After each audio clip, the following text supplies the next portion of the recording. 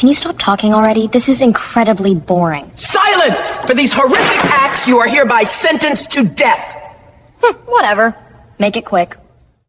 On the night of March 19th, 2021, 3 people were executed in their own home in Austin, Texas. A sitting state senator shot in the chest, his wife gunned down as she fled, and their 8-year-old son killed while he slept clutching a stuffed dinosaur. The killer didn't break in through a window or kick down a door. She lived there. She was 13 years old. And when police arrived at the sprawling Westlake Hills estate at 11:53 p.m., they found Emma Grace Gertz sitting calmly on the front porch, blood spattered across her white pajamas, delivering a performance that would later be revealed as months in the making. A 911 call she had practiced over and over in her bathroom mirror, perfecting every tremor in her voice, every calculated sob, every word designed to convince first responders that a violent intruder had torn her family apart while she hid in terror. What investigators would discover in the coming days would shock even the most seasoned homicide detectives. This wasn't a family tragedy, wasn't a child snapping under pressure. This was a meticulously planned triple murder, documented in journal entries and practice videos, executed with chilling precision by a teenager who believed she had committed the perfect crime. Before we dive deeper into this haunting case that shocked the nation and ignited a firestorm of debate about juvenile justice, I want to ask you to do 2 quick things. First, if you're finding this story as compelling as I am, please hit that subscribe button so you never miss an episode. Second, drop a comment below and let me know where you're watching from. I love hearing from viewers all around the world. Now, let's get back to that horrific night in Austin, where 3 people lay dead inside a mansion while a 13-year-old girl waited on the porch for the sirens to arrive. The first patrol units screamed up the circular driveway at 11:53 p.m., 6 minutes after the call, their red and blue lights painting the pale stone exterior of the Gertz home in alternating waves of color. Officers Marcus Chen and Patricia Alvarez approached with weapons drawn, expecting to find either an active threat or a traumatized child in immediate danger. But what they found was Emma Grace Gertz sitting perfectly still on the top step of the porch, her hands folded in her lap. She looked up at them with wide blue eyes that seemed almost curious, her blonde hair pulled back in a neat ponytail despite the late hour, and when she spoke, her voice had that same trembling quality from the 911 call. "He ran out the back," she said, pointing toward the rear of the property with one small blood-stained hand. "I think he went through the woods." Officer Chen later testified that something about the scene felt wrong from the very first moment, though he couldn't articulate exactly what triggered his instincts. Emma had blood on her pajamas, distinct spatter patterns across the front and sleeves, but not a scratch on her body, not a bruise, not a single defensive wound despite her claim that she'd been hiding from an armed intruder. Her breathing was steady and controlled, her pupils normally responsive to the patrol car lights. None of the physiological markers of genuine shock or trauma that officers learn to recognize in their first year on the job. When Alvarez asked if she was hurt, Emma shook her head with an expression that seemed almost practiced, then delivered another perfectly calibrated line. "I heard the shots and I hid in my closet until it was quiet." The officers cleared the house using standard tactical procedures, moving through the palatial first floor with its marble entryways and expensive artwork, then up the curved staircase to the second level where the bedrooms were located. What they found in the master bedroom would be seared into their memories forever. Senator Daniel Gertz, 46, lay face up on the floor near the bed, a single gunshot wound to the center of his chest, his eyes still open in what looked like surprise.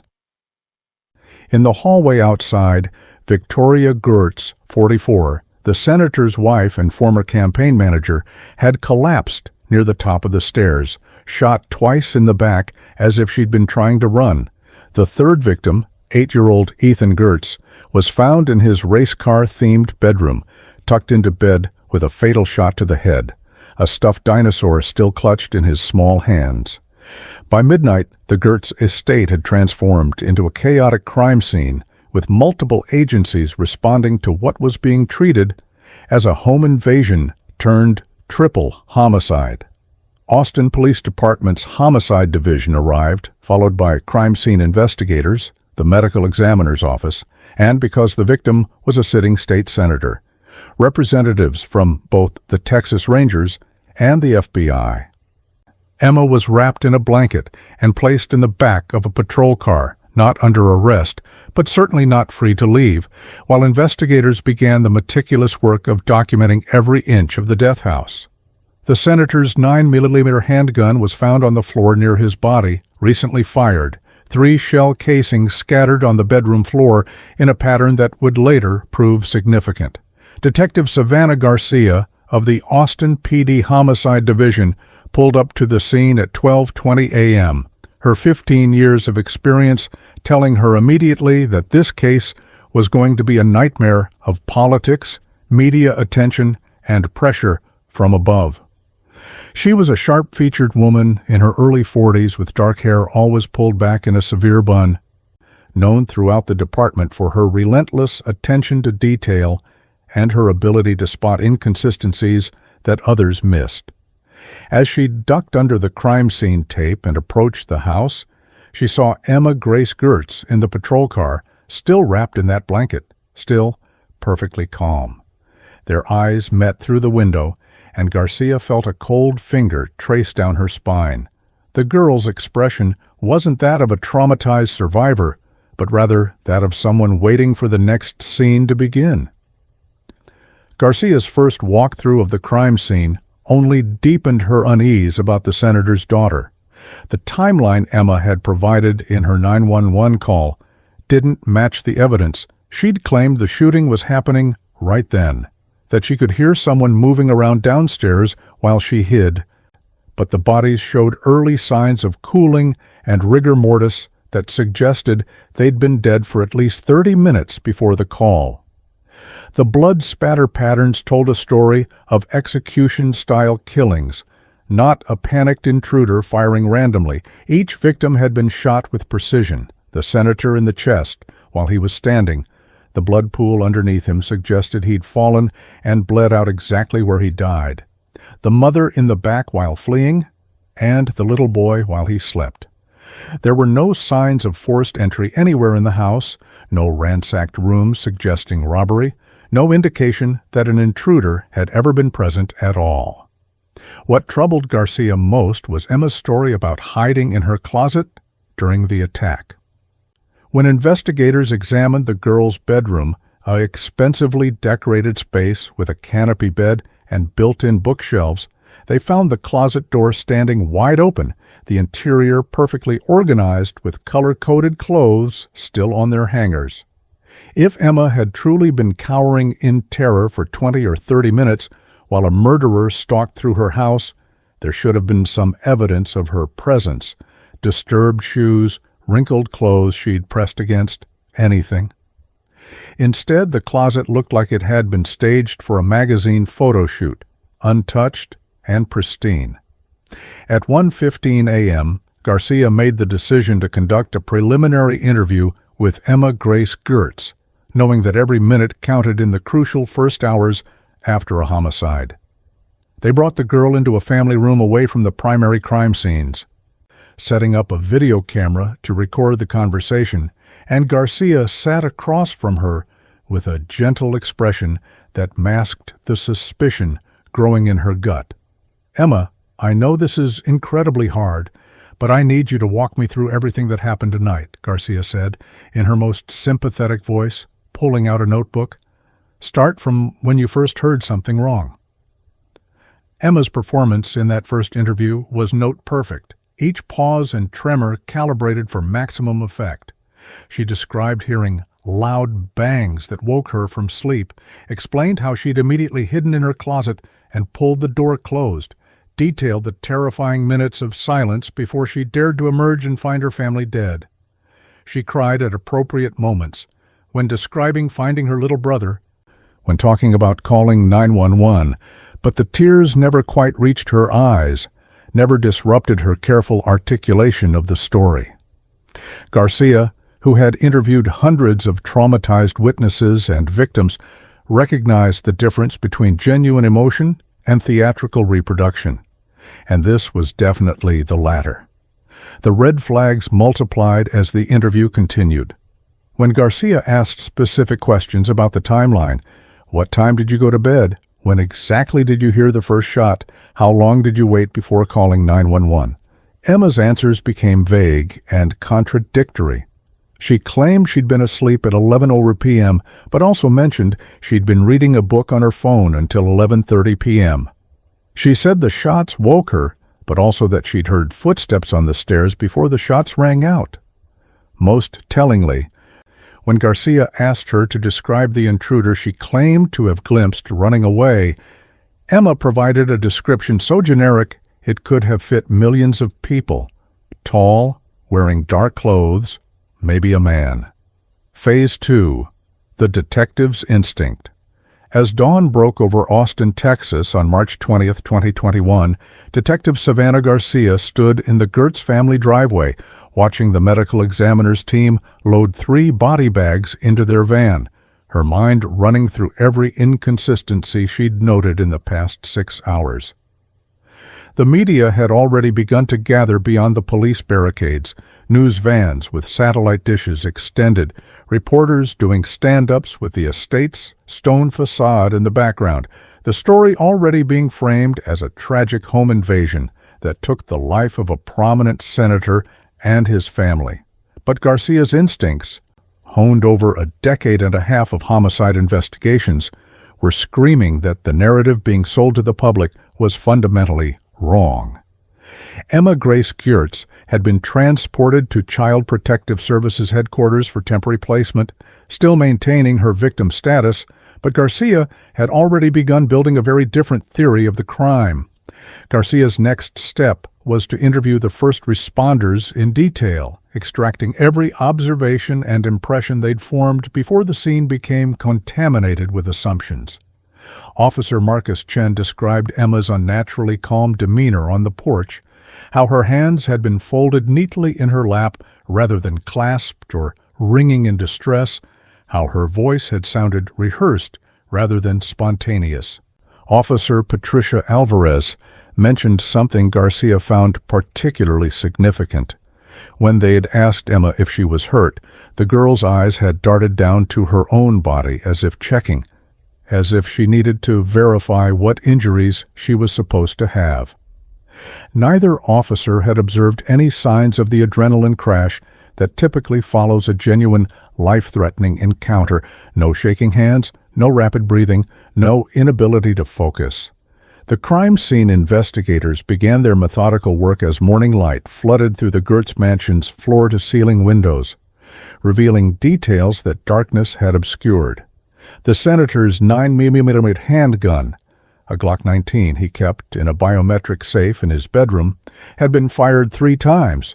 Forensic examination would confirm that the 3 shell casings found in the master bedroom came from this weapon. But here was the first major problem with Emma's intruder story.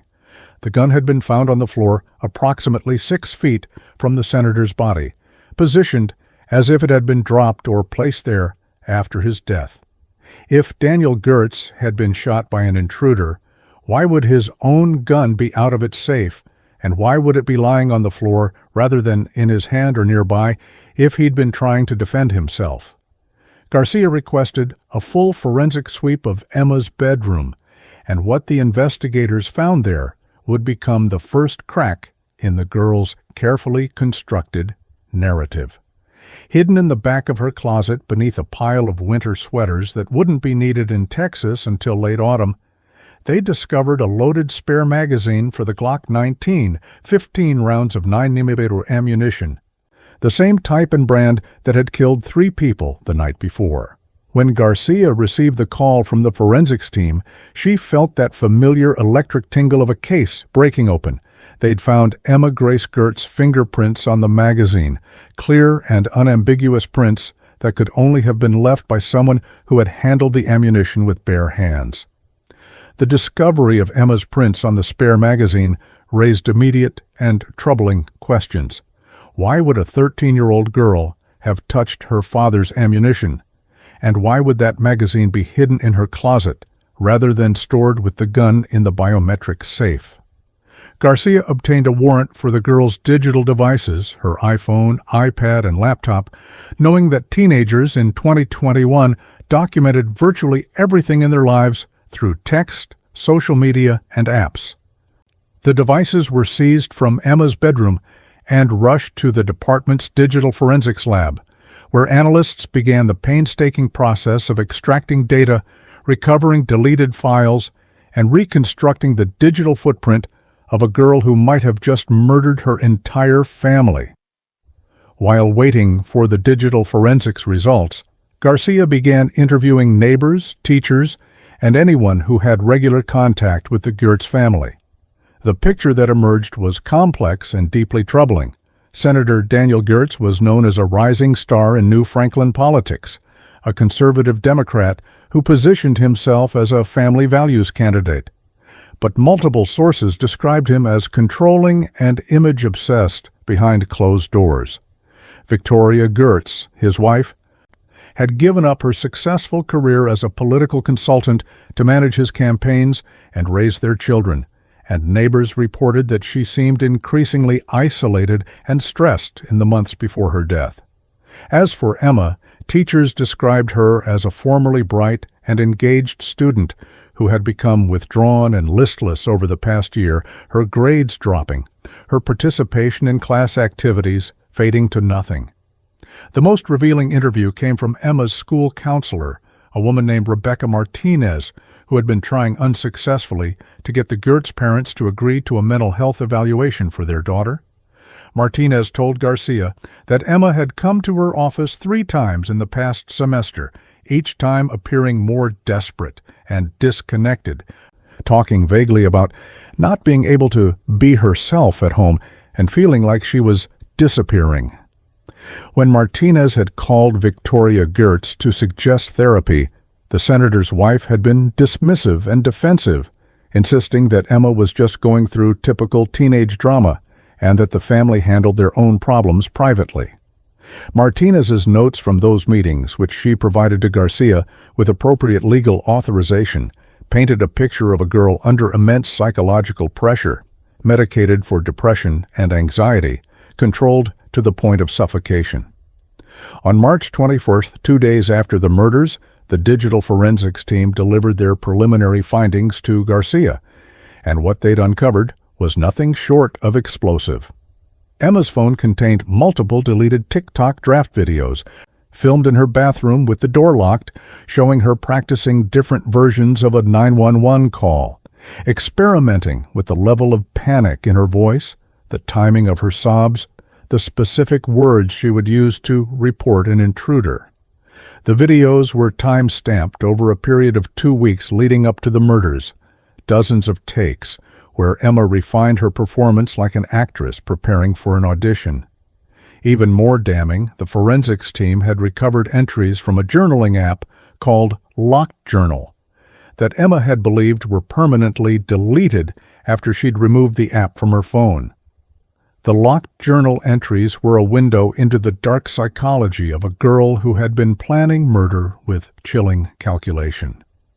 In entries dating back 3 months, Emma wrote about discovering that her parents were planning to send her to a behavioral modification program called New Horizons in Utah, a facility with a reputation for brutal discipline and psychological breaking techniques. She described being medicated into compliance, forced to take pills that made her feel like a zombie, and constantly compared unfavorably to her younger brother Ethan, who was the golden child in her father's eyes. The entries grew increasingly focused on a specific plan. She would use her father's gun to kill all 3 members of her family while they slept, stage the scene to look like a home invasion, and call 911 with a pre-rehearsed story about an intruder. One entry, written just 5 days before the murders, was particularly chilling in its clinical detachment. "I've practiced the 911 call enough times that I can cry on command now," Emma had written. "The key is to think about sad things, but not too sad, or the crying sounds fake." I watched YouTube videos of real 911 calls from home invasions to get the right level of panic. I need to remember to get blood on my clothes, but not too much, just enough to look like I was nearby when it happened. The spare magazine is already in my closet. I took it from Dad's safe 3 weeks ago when he left it open. He never noticed it was missing. Garcia read through the journal entries with a mixture of horror and grim satisfaction. Horror at the calculated nature of the killings. Satisfaction that the case was now undeniable. This wasn't a crime of passion, wasn't a teenager snapping under pressure in a moment of temporary insanity. This was premeditated murder, planned over months, practiced and refined, until Emma Grace Goertz felt confident she could execute her family and escape justice by playing the role of traumatized survivor. The only question now was whether the legal system would be able to hold a 13-year-old accountable for what she had done, or whether her age would shield her from the full consequences of 3 calculated murders. Phase 3. The Evidence Speaks. On March 23, 2021, 4 days after the murders, Detective Savannah Garcia sat in a conference room at Austin Police Department headquarters with prosecutors, forensic analysts, and the Texas Rangers, preparing to present the evidence that would transform Emma Grace Goertz from victim to suspect. The room was windowless and fluorescent lit, the walls covered with crime scene photographs, timeline charts, and printouts of the damning locked journal entries that had been recovered from Emma's phone. The centerpiece of Garcia's presentation would be the evidence that had finally shattered Emma's intruder story beyond any possibility of repair: the smart doorbell audio recording from the neighbor's house next door. This single piece of technology, installed by a privacy-conscious neighbor who wanted to monitor package deliveries, had captured sounds that made Emma's timeline impossible and exposed her 911 call as the performance it truly was. The neighbor, a retired civil engineer named Robert Patterson, had mentioned his doorbell camera system to investigating officers on the morning after the murders, offering to provide any footage or audio that might help identify the supposed intruder. Patterson's Ring doorbell system was positioned on his front porch approximately 150 feet from the Goertz estate's main entrance, and the high-sensitivity microphones designed to pick up conversations and approaching footsteps had also captured something far more significant. When forensic audio specialists enhanced and analyzed the recording from the night of March 19th, they found 3 distinct gunshot sounds, the sharp, unmistakable cracks of a 9mm handgun being fired at 11:27 p.m., 11:28 p.m., and 11:29 p.m. Emma's 911 call, claiming an attack was happening in real time, came through at 11:47 p.m., a full 18 to 20 minutes after the actual murders. The audio analysis team provided Garcia with a detailed technical breakdown of the recording. The first gunshot at 11:27:14 p.m. was the loudest and clearest, consistent with a weapon being fired in the master bedroom which faced the Patterson property. The second shot at 11:28:03 p.m. was slightly more muffled, matching the location of Victoria Goertz's body in the second-floor hallway. The third shot at 11:29:41 p.m. was the quietest, which aligned with it being fired in Ethan's bedroom on the far side of the house. After that third shot, the audio recording captured 18 minutes and 6 seconds of silence before the sound of Emma's voice could be heard, already on the phone with 911, speaking from the front porch. During those 18 minutes of silence, the doorbell system detected no sounds of running footsteps, no car engine starting, no evidence whatsoever of an intruder fleeing the scene. When Garcia played the enhanced audio recording for the assembled law enforcement team, the room fell into stunned silence. The contrast between the objective timestamp evidence and Emma's 911 call was devastating to any remaining possibility that her story could be true. On the recording of her emergency call, which Garcia played immediately after the doorbell audio, Emma could be heard saying, "I think he's still in the house," and "I can hear someone downstairs," statements that were demonstrably false given that the actual murders had occurred nearly 20 minutes earlier. The prosecutor, Dylan Torres, an ambitious 38-year-old with political aspirations of his own, listened to both recordings twice before declaring, "This is premeditation pure and simple. She killed them, spent 18 minutes staging the scene and preparing herself, then made the call." The forensic team's reconstruction of those 18 minutes between the murders and the 911 call revealed Emma's methodical staging process.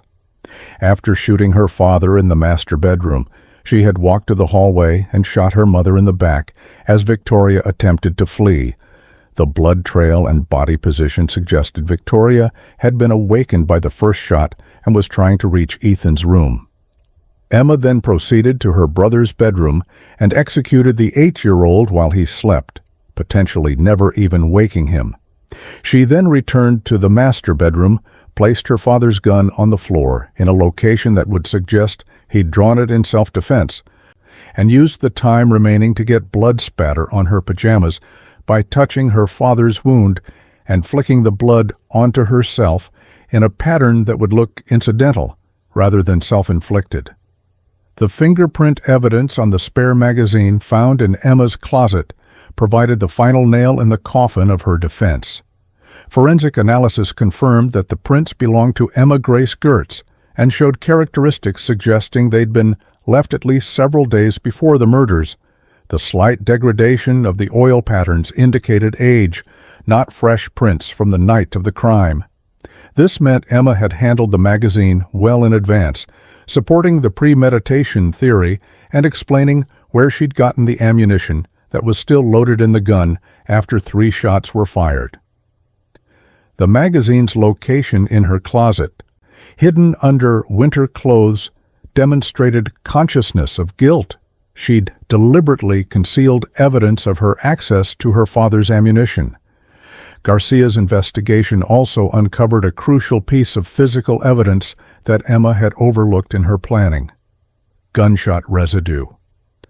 When crime scene investigators processed Emma's pajamas and conducted a GSR test on her hands during her initial examination at Child Protective Services, they found trace amounts of gunshot residue on both her right hand and her pajama sleeves.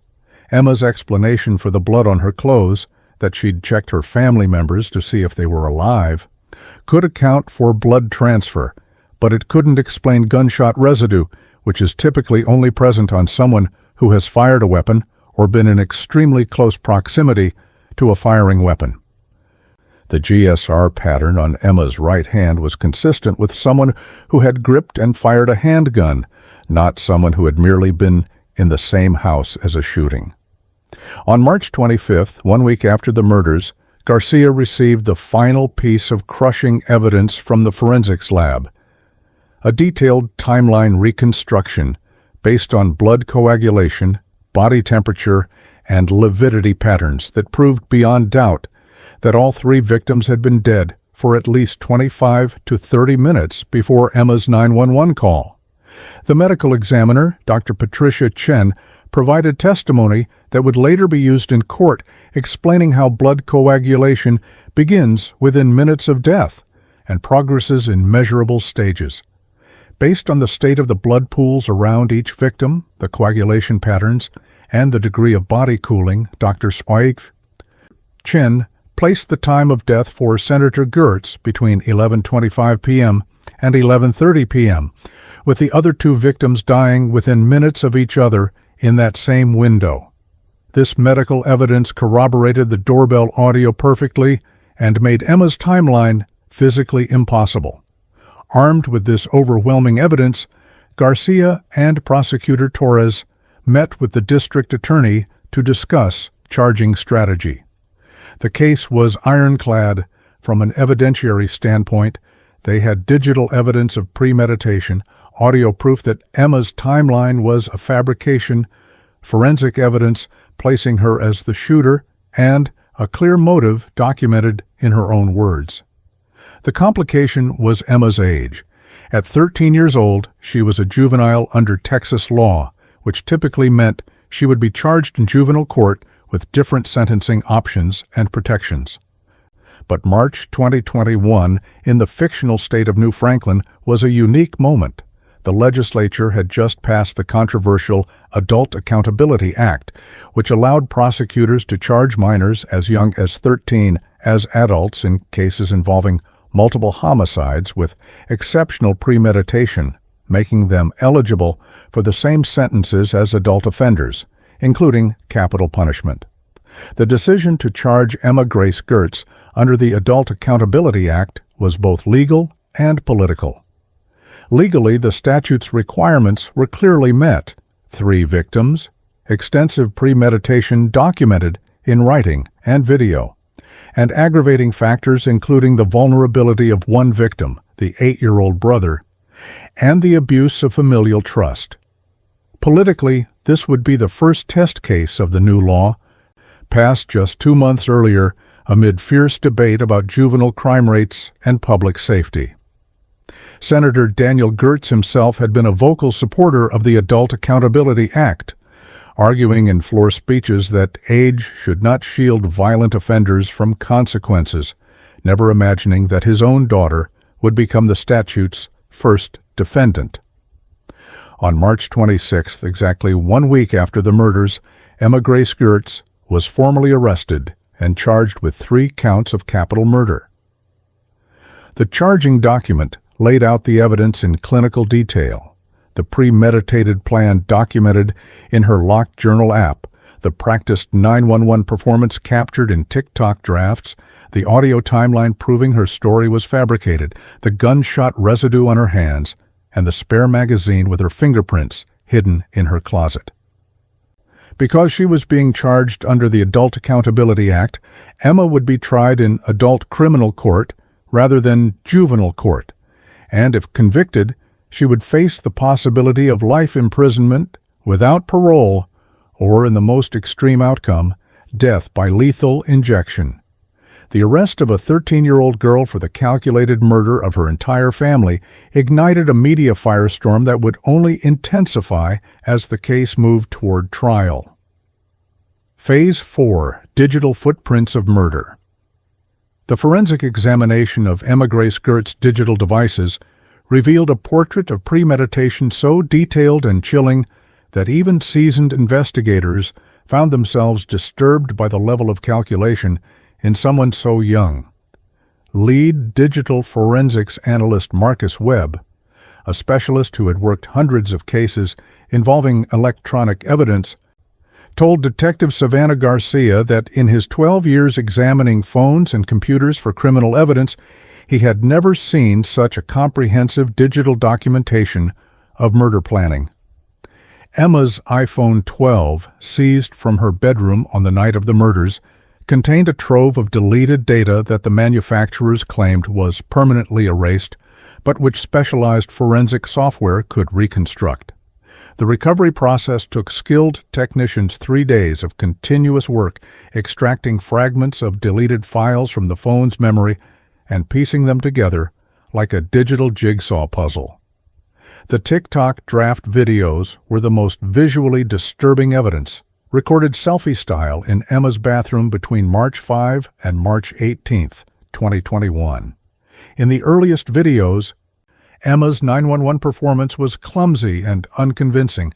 Her voice cracked in the wrong places, her pauses felt unnatural, and her facial expression didn't match the terror she was trying to convey in her words.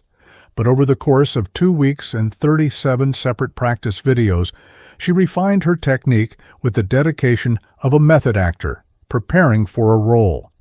By the final drafts, recorded just 1 day before the murders, Emma had perfected a performance that sounded utterly authentic: the trembling voice, the hitched breathing, the specific phrasing that would communicate both terror and confusion without providing details that could later be contradicted.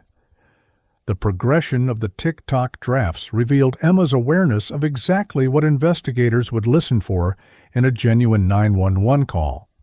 She experimented with background noise, at one point playing sound effects of doors creaking on her iPad while recording herself on her phone to create ambient fear. She practiced different versions of the critical moment when she would report finding her family. Too emotional sounded fake, too calm sounded suspicious, so she settled on a carefully calibrated middle ground that sounded like shock temporarily overriding grief. In one deleted draft that forensics recovered, Emma had actually recorded herself saying, "I think I hear him leaving," but then deleted that video and never used that line again, apparently realizing that if she claimed to hear the intruder leaving, police would wonder why she hadn't tried to see who it was or get a better description. The locked journal app entries, which Emma had deleted from her phone 10 days before the murders, believing they were permanently erased, provided a month-by-month descent into homicidal planning. The app, marketed as a secure digital diary with encryption and password protection, claimed that deleted entries were unrecoverable, but forensic software accessed the phone's underlying database files where fragments of the entries remained. The earliest recovered entry was dated December 14, 2020, 3 months before the murders, and it began with a simple, chilling statement. "I found out today that they're sending me away to New Horizons in Utah. They think I don't know, but I heard Mom on the phone with the intake coordinator. I would rather die than go there. Or maybe they should die instead." Subsequent journal entries documented Emma's research into the New Horizons Behavioral Modification Program, a facility that had been the subject of multiple abuse allegations and investigations. She had found testimonials from former residents describing forced exercise until vomiting, isolation cells, restricted communication with family, and psychological techniques designed to break down resistance and rebuild compliant behavior.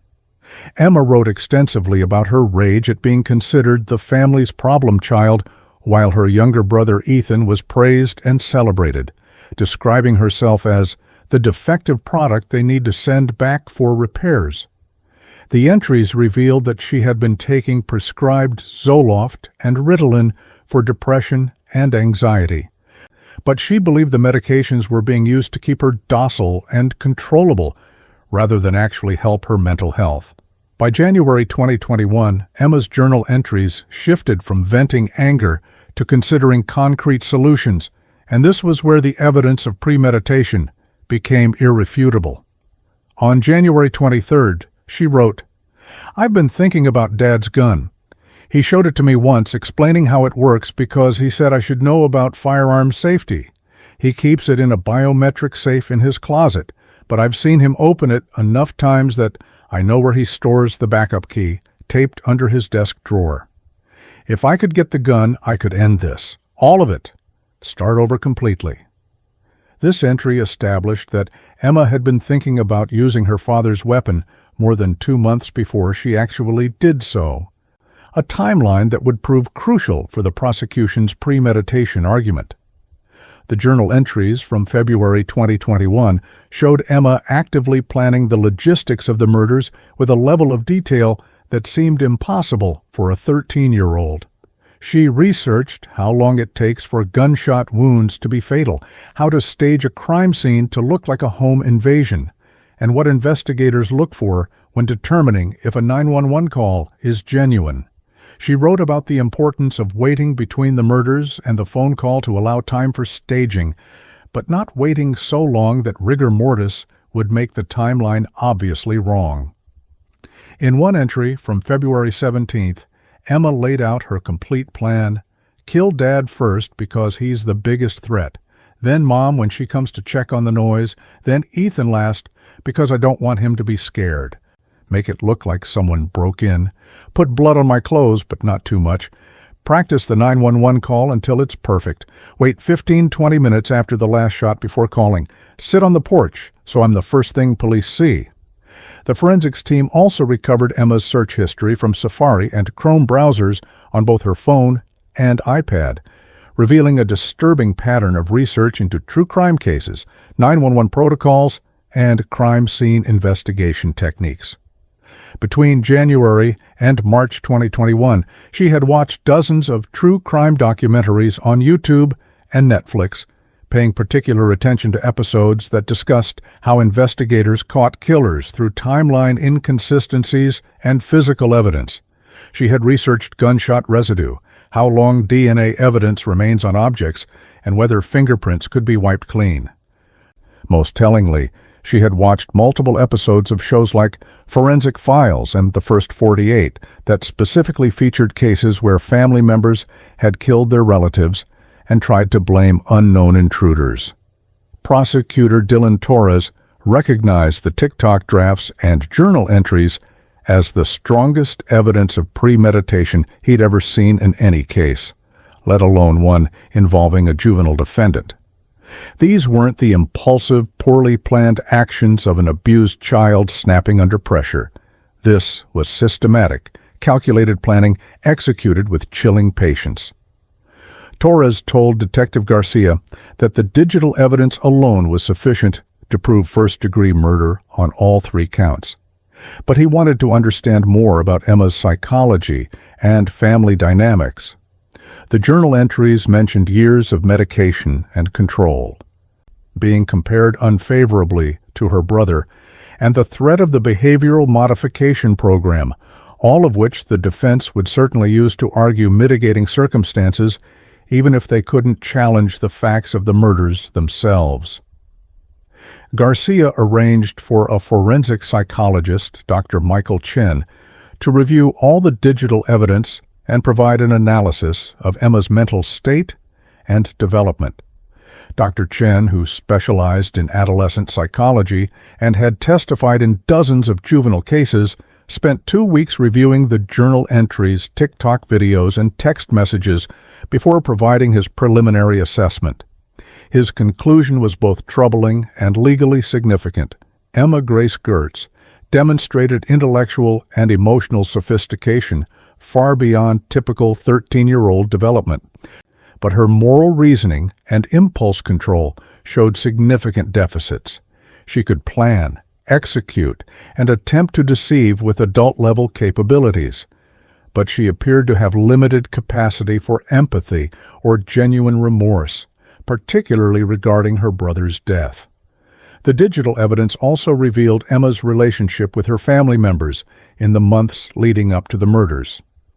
Text message threads recovered from her phone showed increasingly cold and perfunctory communication with her parents, mostly her mother asking about homework or after-school activities, with Emma responding in monosyllables. There were no affectionate exchanges, no casual conversation, nothing that suggested warmth or connection.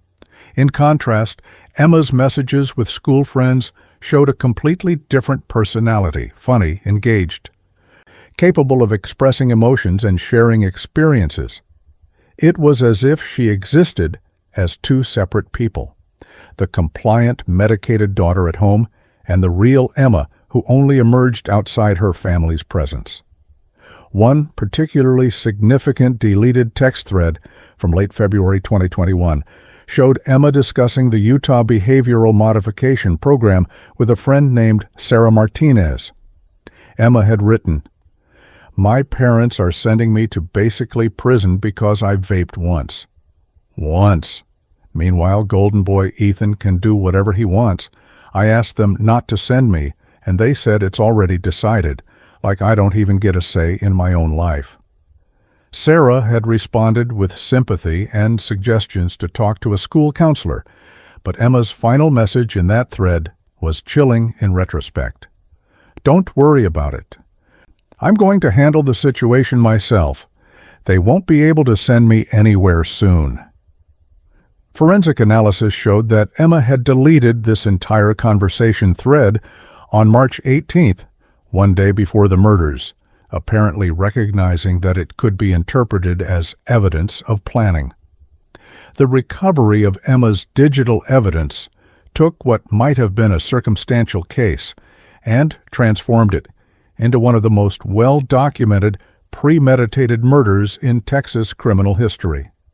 The combination of practiced 911 performances, detailed planning journals, research into crime scene investigation, and the incriminating timeline of her online searches created a narrative that was impossible to ignore or explain away. When the prosecution team compiled all the digital evidence into a comprehensive presentation for the grand jury, the deliberation lasted less than 3 hours before they returned indictments on 3 counts of capital murder with special circumstances. Emma Grace Geertz, age 13, would stand trial as an adult under New Franklin's Adult Accountability Act, facing the possibility of execution if convicted. Phase 5, the Adult Accountability Act. The legal framework that would determine Emma Grace Geertz's fate had been signed into law on January 15, 2021, just over 2 months before she murdered her family. In a signing ceremony where her own father, Senator Daniel Geertz, had stood beside the governor as one of the bill's primary sponsors. The Adult Accountability Act represented a dramatic shift in juvenile justice philosophy in the fictional state of New Franklin, lowering the age at which minors could be charged as adults for the most serious crimes from 16 to 13, and explicitly making capital punishment available for juveniles who committed multiple homicides with exceptional premeditation. The law's passage had been controversial, sparking protests from child advocacy groups and civil rights organizations. But it passed the state legislature on a wave of public anger following several high-profile violent crimes committed by juveniles. Now, in a twist of tragic irony, the first person to be charged under Senator Geertz's own legislation was his daughter, accused of murdering him along with the rest of his family. The legal team assigned to prosecute Emma's case was led by Dylan Torres, the ambitious prosecutor who had been vocal in supporting the Adult Accountability Act during the legislative debate. Torres, a former defense attorney who had switched sides after witnessing what he considered too many violent offenders receiving lenient sentences, saw the Geertz case as the perfect test of the new law's constitutionality and effectiveness. He assembled a team of 3 assistant prosecutors, all experienced in capital murder cases, and began building a prosecution strategy that would satisfy the statute's strict requirements. Under the Adult Accountability Act, to charge a minor as an adult for capital murder, the prosecution had to prove 3 elements beyond reasonable doubt: multiple victims, exceptional premeditation, demonstrated through planning over time, and aggravating circumstances that elevated the crime beyond a typical murder. The exceptional premeditation requirement was crucial and represented the legislature's attempt to distinguish between impulsive teenage violence and the kind of calculated planning that suggested adult-level moral culpability. The statute defined exceptional premeditation as evidence of sustained planning over a period of weeks or months, including research into methods, practice of deceptive techniques, or documentation of intent through writings, recordings, or other media. Emma's case met this standard almost perfectly. The locked journal entries spanning 3 months, the TikTok practice videos recorded over 2 weeks, the research into forensic investigation techniques all combined to create a textbook example of what the law's authors had envisioned. Torres knew that the digital evidence alone would satisfy even the most skeptical judge that Emma had engaged in exceptional premeditation. The aggravating circumstances in Emma's case were similarly clear under the statute's definitions. The law listed several factors that could elevate a multiple homicide to capital murder, including the victim's age or vulnerability, abuse of a position of trust, and murders committed to prevent witnesses from testifying. In the Geertz case, the prosecution could argue all 3. 8-year-old Ethan was specifically protected as a vulnerable victim under age 12. Emma had abused her position as a family member to gain access and eliminate suspicion, and the sequential nature of the killings suggested each later victim was murdered to prevent them from identifying Emma as the shooter. Torres planned to argue that Emma had essentially committed 3 separate murders, each one requiring a fresh decision to kill, rather than a single act of violence that claimed multiple lives. On April 6, 2021, 2 weeks after Emma's arrest, the prosecution filed a formal notice of intent to seek the death penalty under the Adult Accountability Act. This filing triggered a mandatory judicial review process where a 3-judge panel would examine the evidence and determine whether the case met the statutory requirements for adult prosecution of a juvenile defendant. The hearing, held in a closed courtroom to protect Emma's identity as a minor, lasted 2 full days as Torres presented the digital evidence, the audio timeline, the forensic analysis, and expert testimony about premeditation. The judges asked pointed questions about Emma's age, her psychological state, and whether charging a 13-year-old with capital murder served the interests of justice or merely the interests of political optics. The defense team, led by renowned juvenile justice attorney Sarah Williams, argued strenuously against adult certification, presenting expert testimony about adolescent brain development, the effects of trauma and psychological abuse on decision-making, and the fundamental differences between teenage and adult moral reasoning.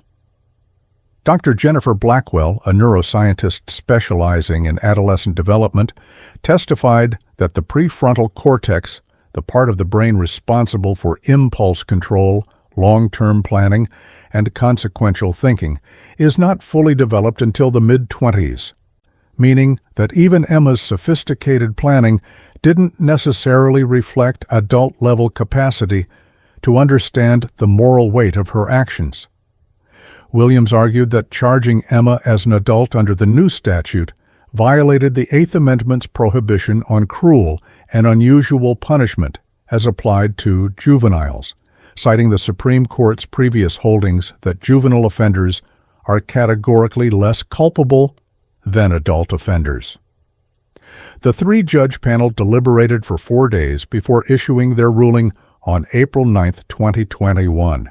In a 2-to-1 decision, they found that the prosecution had met the statutory requirements for adult certification and that the Adult Accountability Act was constitutional as applied to this case. The majority opinion, written by Judge Patricia Morrison, acknowledged the troubling nature of potentially executing a 13-year-old, but concluded that the evidence of exceptional premeditation was so overwhelming that it demonstrated a level of moral culpability sufficient to justify adult prosecution.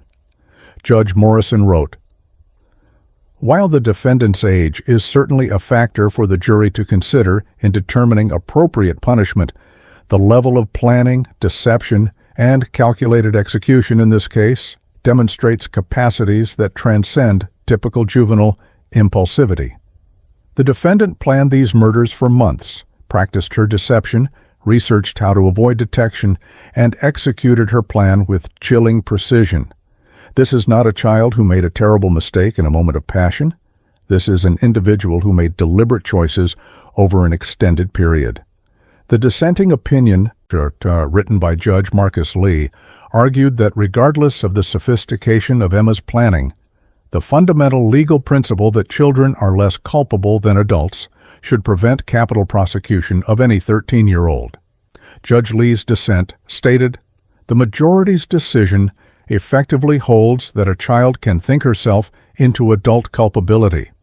But neuroscience, psychology, and centuries of legal tradition recognize that children, even highly intelligent, calculating children, are fundamentally different from adults in their capacity for moral reasoning and their potential for rehabilitation.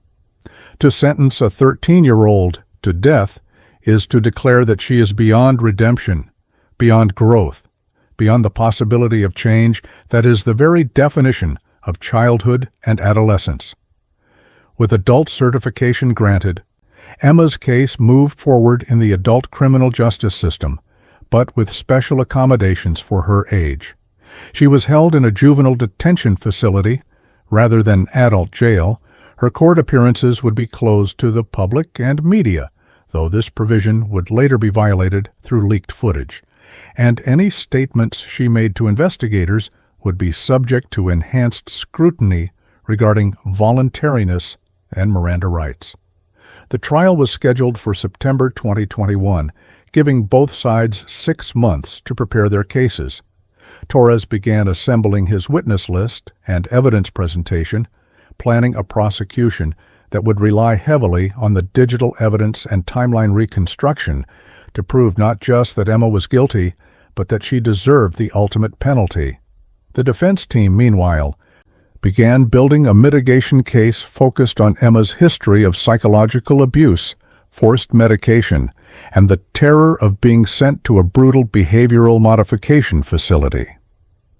Sarah Williams hired a team of experts to examine Emma's medical records, interview her teachers and counselors, and reconstruct the environment of control and manipulation she had endured. Williams knew she couldn't realistically challenge the facts of the murders. The evidence was too strong. But she could argue that Emma's actions, while legally criminal, were the predictable result of years of systematic psychological damage inflicted by the very people she had killed. The goal was not acquittal, which was impossible, but rather a sentence of life with the possibility of parole rather than death or life without parole. The public reaction to Emma's adult prosecution was immediate and polarized. Conservative commentators and victims' rights advocates praised the decision as appropriate accountability for a calculating killer, regardless of age. Progressive activists and juvenile justice reformers condemned it as a grotesque violation of international human rights standards and a dangerous precedent that could lead to children being executed for crimes committed before they were old enough to drive, vote, or drink. National media descended on Austin, Texas, turning the Gertz case into a referendum on juvenile justice, capital punishment, and the limits of childhood culpability. The courthouse where Emma would eventually stand trial became a flashpoint for protests, with demonstrators on both sides gathering regularly to express their views on whether a 13-year-old could or should be held to adult standards of justice. The Adult Accountability Act had been designed to send a message that violent crime committed by juveniles would not be tolerated or minimized, and the Gertz case was delivering that message in the most dramatic way possible. But the law's supporters had not anticipated the visceral public reaction to seeing that principle applied to a 13-year-old girl, no matter how calculating her crimes.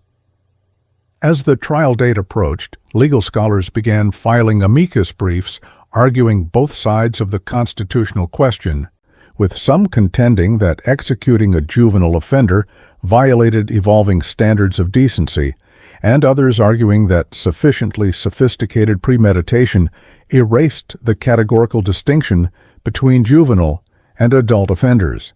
The stage was set for a trial that would be about far more than just Emma Grace Gertz's guilt or innocence. It would be about the fundamental question of whether children can be monsters, and if so, what society should do with them. Phase 6, the prosecution's case. The trial of Emma Grace Gertz began on September 13, 2021, in a courtroom specially configured to accommodate the unique circumstances of prosecuting a 13-year-old for capital murder. The proceedings were officially closed to the public under juvenile protection statutes, but the courtroom was packed with court officials, expert witnesses, and a limited pool of credentialed journalists who had been granted access under strict confidentiality agreements.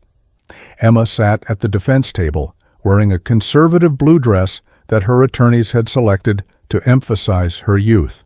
Her blonde hair pulled back in a simple ponytail, her expression carefully neutral as prosecutor Dylan Torres began his opening statement. The jury, 12 citizens of Austin, Texas, who had survived an exhaustive voir dire process designed to identify people who could consider both the death penalty and the defendant's age, watched Emma closely, trying to reconcile the ordinary-looking teenage girl before them with the calculated killer described in the charging documents. Torres' opening statement was a masterpiece of narrative construction, designed to establish Emma not as a child but as a sophisticated predator who had weaponized her age and appearance to attempt the perfect murder. Ladies and gentlemen, this case is about three innocent people who were executed in their own home by someone they loved and trusted, Torres began, pacing slowly in front of the jury box, his voice measured and grave. Senator Daniel Gertz was shot in the chest while he stood in his bedroom, given no chance to defend himself or even understand what was happening. Victoria Gertz was shot in the back while she tried to flee, running toward her son's room in a desperate attempt to save him. And 8-year-old Ethan Gertz was shot in the head while he slept, a stuffed dinosaur in his hands, never knowing that the last moments of his life had arrived. Torres paused to let the horror of those images sink in before continuing. The person who committed these executions planned them for months, practiced her deception for weeks, and carried them out with precision and calculation. That person is sitting right there. The prosecution's case unfolded over 3 weeks, with Torres methodically presenting evidence in a sequence designed to build an irrefutable narrative of premeditation and deception. The first week focused on the physical evidence and timeline, with Detective Savannah Garcia walking the jury through the crime scene, the initial investigation, and the moment she realized Emma's story was impossible. Garcia described finding Emma on the porch, her rehearsed demeanor, the blood spatter on her clothes that looked staged rather than incidental. The jury saw crime scene photographs of the 3 victims, images so graphic that 2 jurors were visibly distressed, and heard detailed testimony from the medical examiner about the nature of each wound and the sequence of death. When Garcia testified about discovering Emma's fingerprints on the spare magazine hidden in her closet, the courtroom fell into absolute silence. This single piece of evidence demolished any remaining possibility that Emma had been truthful about an intruder. The centerpiece of the first week was the audio evidence that proved Emma's timeline was a fabrication. Torres played the Ring doorbell recording from the neighbor's house, the 3 distinct gunshots captured at 11:27, 11:28, and 11:29 p.m., followed by 18 minutes of silence before Emma's 911 call. Then he played Emma's actual 911 call with her trembling voice claiming, "I think he's still in the house," and "I can hear someone downstairs," statements that were demonstrably false according to the audio timeline. The forensic audio analyst, Dr. Rachel Martinez, provided technical testimony explaining how the doorbell system worked, the sensitivity of the microphones, and the mathematical certainty that the gunshots had occurred when the timestamp indicated. When Torres asked Dr. Martinez whether it was possible Emma's timeline was accurate, she responded flatly, "No. The laws of physics and audio propagation don't lie. Those shots were fired 18 to 20 minutes before her 911 call." The second week of the prosecution's case focused on the digital evidence, and this was where the jury saw the true depth of Emma's planning and deception. Forensic analyst Marcus Webb testified about recovering the deleted locked journal entries and TikTok videos, explaining the technical process of data recovery and authentication. Then, one by one, Torres played the TikTok practice videos for the jury, showing Emma's evolution from clumsy amateur to convincing performer. The jury watched as Emma, alone in her bathroom, practiced crying, practiced the tremor in her voice, practiced the specific words she would use to report her family's murder. One juror, a woman in her 50s, was visibly shaking by the time the final practice video played, Emma's perfect performance recorded just 24 hours before she used it for real. The locked journal entries were even more damning, providing a window into Emma's psychology that removed any possibility of portraying the murders as impulsive or unplanned. Torres had the entries projected onto a large screen in the courtroom, reading selected passages aloud in his calm, prosecutorial voice. December 14th, 2020. I would rather die than go to that place, or maybe they should die instead, Torres read. January 23rd, 2021. If I could get the gun, I could end this. All of it. February 17th, 2021. Kill Dad first because he's the biggest threat, then Mom, then Ethan last because I don't want him to be scared. Each entry showed the jury that Emma had been thinking about, planning for, and refining her murder plot for months, with increasing specificity and determination. When Torres finished reading the entries, he turned to the jury and said simply, "These are not the words of a child acting on impulse. These are the words of someone who decided her family should die and then made it happen." The prosecution also presented testimony from Rebecca Martinez, Emma's school counselor, who described their conversations in the months before the murders. Martinez testified that Emma had seemed increasingly disconnected and desperate, talking about not being able to be herself at home, but that she had never expressed violent ideation or threatened anyone. Torres used Martinez's testimony to establish that Emma had access to supportive adults who could have helped her address her family situation through legal means, therapy, child protective services, emancipation proceedings, but that she had chosen murder instead. The defendant had options, Torres told the jury during his examination of Martinez. She could have told her counselor about the abuse she now claims justified killing her family. She could have refused to take the medication she says made her feel like a zombie. She could have run away, called the police, told a teacher. Instead, she chose the path that ended with 3 people dead. The third week of the prosecution's case featured expert testimony about premeditation, gunshot residue, and the physical evidence that placed Emma as the shooter. Dr. Patricia Chen, the medical examiner, provided detailed testimony about the wounds and the sequence of death, explaining that each shot had been precisely placed to be immediately or rapidly fatal. The gunshot residue expert, Thomas Anderson, testified that the GSR patterns on Emma's right hand and pajama sleeve were consistent with someone who had fired a handgun, not merely been present during a shooting. Torres also called a firearms expert who explained that the Glock 19 found at the scene required deliberate action to fire. It had multiple safety mechanisms and a trigger pull weight of approximately 5.5 pounds, meaning that each shot required conscious intent and physical strength sufficient to depress the trigger through its full range of motion. Perhaps the most devastating witness was Dr. Michael Chen, the forensic psychologist who had reviewed all of Emma's digital evidence and evaluated her developmental status.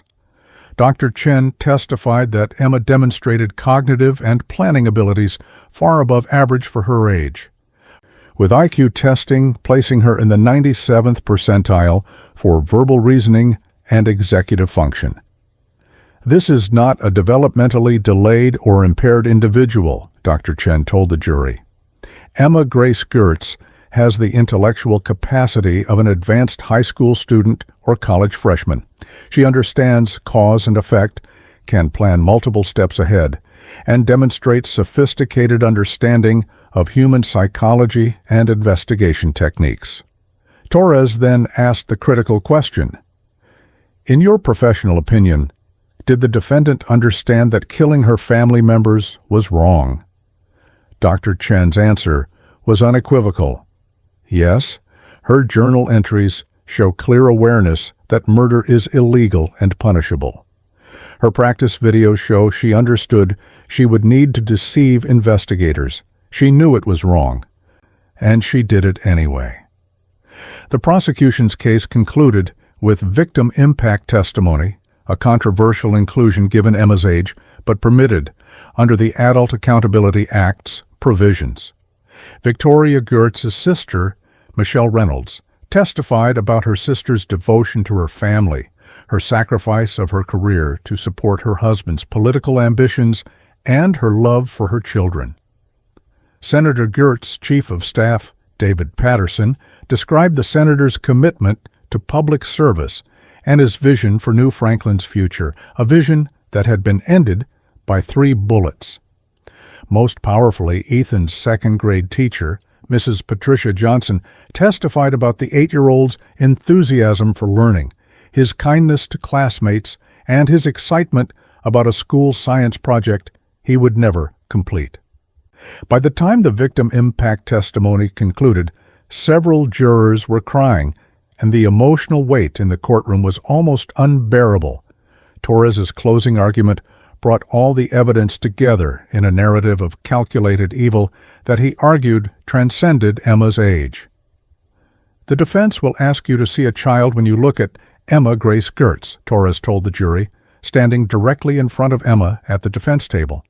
They will ask you to consider her age, her immaturity, her claimed abuse and trauma.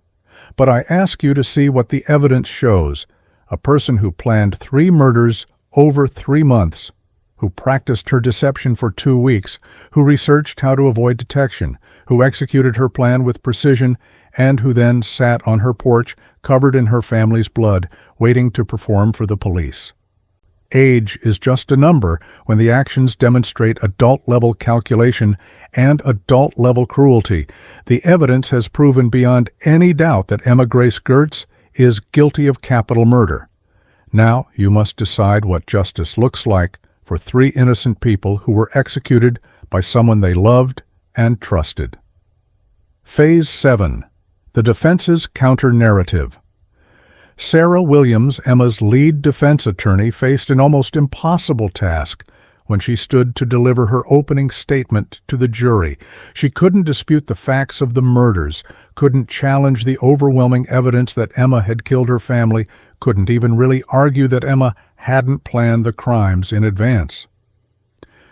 What Williams could do, and what she dedicated herself to with fierce determination, was reframe the narrative from one of calculating evil to one of desperate survival, painting Emma not as a monster, but as a child so systematically broken by psychological abuse that murder became, in her damaged mind, the only path to freedom. "You have heard the prosecution's story," Williams began, her voice softer than Torres, but no less compelling. A story of a cold-blooded killer who murdered her family for convenience. But that story is incomplete. It tells you what Emma did without telling you why, without showing you the years of control, medication, manipulation, and terror that preceded those terrible acts on March 19th.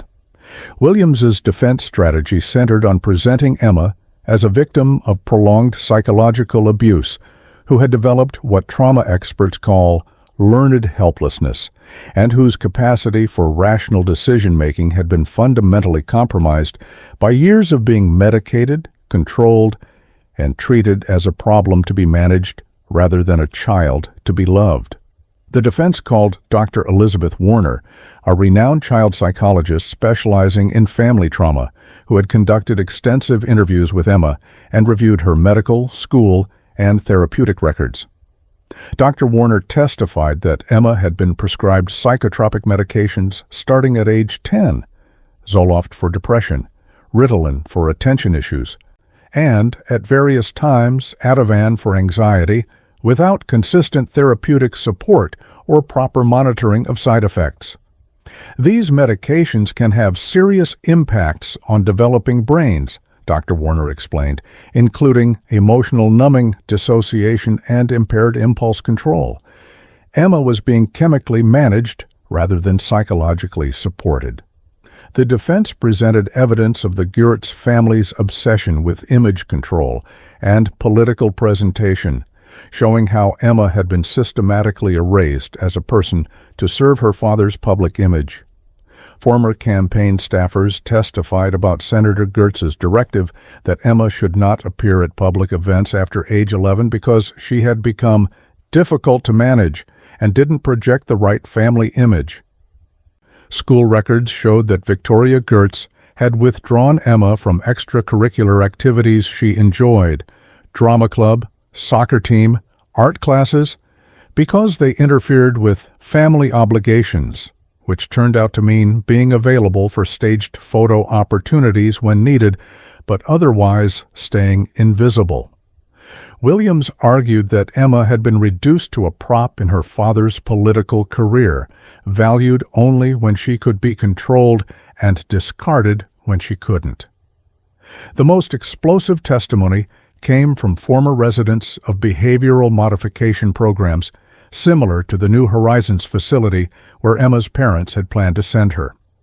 Williams called 3 witnesses, now adults, who had been sent to such programs as teenagers and who described experiences that ranged from psychologically abusive to potentially criminal. Jessica Martinez, 24, testified about being sent to a Utah facility at age 14 and spending 6 months in an environment where any deviation from strict rules resulted in isolation, forced exercise, and public humiliation. "They told my parents I was being defiant and needed to be broken down and rebuilt," Martinez testified, her voice shaking even years later. "What they actually did was destroy my sense of self and my ability to trust anyone. I would have done anything to avoid going back there." The defense also called Emma's former teachers and counselors to establish that she had been a bright, engaged student until approximately age 11, when her personality began to change in ways consistent with both the onset of forced medication and increasing parental control. Her 5th grade teacher, Mr. James Wilson, testified that Emma had been a star student, creative, enthusiastic, always raising her hand to participate, but that by 6th grade she had become withdrawn and listless, her spark seemingly extinguished. "I asked her parents to come in for a conference because I was concerned about the dramatic change," Wilson testified. "Mrs. Gertz told me that Emma was going through typical preteen adjustment issues, and they were handling it with medication and discipline. She made it clear that further discussion was not welcome."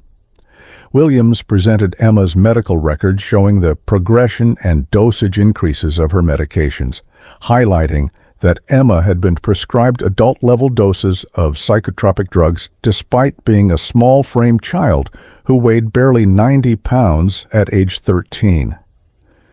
Dr. Warner testified that these medications, particularly in combination and at such high doses, could cause what's known as paradoxical reactions in some patients.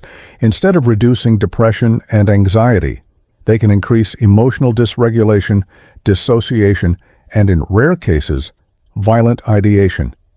"I'm not saying the medications caused Emma to commit murder," Dr. Warner clarified under Williams's questioning. "I'm saying they contributed to a psychological state where her normal developmental capacity for impulse control, consequential thinking, and emotional regulation was significantly impaired." The defense's most controversial strategy was to call Emma herself to testify, a decision that Williams knew could backfire spectacularly, but believed was necessary to humanize her client and show the jury the person behind the crime. Emma took the stand on the 4th week of trial, wearing the same conservative blue dress, her small figure almost swallowed by the witness chair, her voice barely above a whisper when she began to speak. Williams walked her through her childhood, the increasing control and medication, the discovery of the behavioral modification camp plan, and her growing sense of being trapped with no escape. Emma's testimony was clinical and detached when describing the murders themselves. She showed no emotion when explaining that she had shot her father first, then her mother, then her brother, a flat affect that the defense argued was evidence of dissociation and trauma, but that prosecutors later argued showed her fundamental lack of empathy. "Why did you kill Ethan?" Williams asked. The question that everyone in the courtroom had been waiting for, the killing of the 8-year-old brother being the most incomprehensible element of the crimes. Emma's answer, delivered in that same emotionless whisper, sent chills through the courtroom. "Because if I only killed my parents, Ethan would have been a witness. He would have told the police I did it, and also because if I was gone, he would have had to grow up without his parents, and that would have been worse for him than dying peacefully in his sleep. This answer, meant to show twisted mercy, instead revealed the depth of Emma's moral disconnect. She had rationalized murdering her 8-year-old brother as an act of kindness, believing death was preferable to losing parents. Under cross-examination, Prosecutor Torres systematically demolished Emma's claims of acting under extreme psychological distress. He walked her through the journal entries, forcing her to acknowledge that she had written about planning the murders months in advance, that she had researched forensic investigation techniques, that she had practiced her 911 performance. "You wrote in your journal that you needed to get blood on your clothes, but not too much," Torres read. That's not someone acting on impulse or in a state of psychological break. That's someone carefully staging a crime scene, isn't it? Emma admitted that yes, she had planned how to stage the scene. Torres then displayed the TikTok practice videos showing Emma's progression from clumsy to convincing performer. "You spent 2 weeks practicing how to sound like a terrified victim," Torres stated. "Doesn't that show you knew exactly what you were doing and that it was wrong?" The most damaging moment of Emma's testimony came when Torres asked her directly whether she felt remorse for killing her family. Emma's answer, given after a long pause and in that same flat voice, would be replayed on news broadcasts for weeks. "I feel bad that I had to do it. I wish there had been another way. But I don't regret it, because if I hadn't done it, I would be in that camp right now, and I would rather be here than there." This statement, prioritizing her own comfort over 3 lives, characterizing premeditated murder as something she had to do, crystallized the prosecution's argument that Emma was incapable of genuine empathy or moral reasoning. Torres pressed further, "So you're saying that avoiding going to a behavioral modification program justified killing 3 people? Emma's response, "I'm saying I couldn't live like that anymore." The defense concluded its case with additional expert testimony about adolescent brain development and the specific vulnerabilities of abused children to maladaptive coping mechanisms. Dr. Jennifer Blackwell, the neuroscientist who had testified during the certification hearing, provided detailed explanation of how the prefrontal cortex's incomplete development in teenagers affects impulse control, risk assessment, and long-term consequential thinking. She showed the jury brain scans and research data demonstrating that even highly intelligent teenagers lack the neural architecture for adult-level moral reasoning. Williams used this testimony to argue that while Emma's actions were horrific, they were still the actions of a child whose brain was fundamentally different from an adult brain, and that she therefore should not be subject to adult punishments. Williams's closing argument was an emotional appeal for mercy, asking the jury to see Emma as a product of the abuse and control she had endured rather than as an irredeemable monster. Emma Grace Gertz did a terrible thing, Williams acknowledged, her voice breaking with genuine emotion. She took 3 lives, including that of her own little brother, and nothing can undo that horror. But this is a child who was medicated into compliance, controlled in every aspect of her life, and threatened with being sent to a facility that former residents describe as torture. She saw murder as her only escape, because in her 13-year-old brain, distorted by years of abuse and powerful medications, it was the only escape she could conceive. Punish her, yes, she must be held accountable for what she did. But don't execute her. Don't decide that a 13-year-old child is beyond redemption, beyond growth, beyond the possibility of becoming a different person than she is today. Give her life in prison if you must, but give her life. Phase 8. The Defendant's Truth. The moment Emma Grace Gertz took the witness stand to testify in her own defense marked a turning point in the trial, transforming the proceedings from an abstract legal debate about culpability into a visceral confrontation with the mind of a 13-year-old killer. She walked from the defense table to the witness box with her head down, her small frame making her look even younger than her 13 years, her hands trembling slightly, whether from genuine nervousness or calculated performance, no one could be certain. When she swore to tell the truth, her voice was barely audible, and Judge Patricia Morrison had to ask her to speak up so the court reporter could hear. What followed over the next 4 hours of direct examination and 3 hours of cross-examination was testimony so chilling in its lack of affect, so clinical in its description of family annihilation, that even experienced court watchers found themselves disturbed. Sarah Williams began her examination of Emma by walking through her early childhood, attempting to establish a baseline of normalcy. Before the control and medication began, Emma described a relatively happy early childhood, birthday parties with friends from school, family vacations to the beach, bedtime stories read by her mother before Senator Gert's political career consumed the family's life. "When did things start to change?" Williams asked gently. Emma's answer came in that flat, emotionless voice that would characterize most of her testimony. "Around 4th grade, when my dad started talking about running for state senate. My mom sat me down and explained that we were going to be a public family now, and that meant I had to be more careful about how I acted and what I said."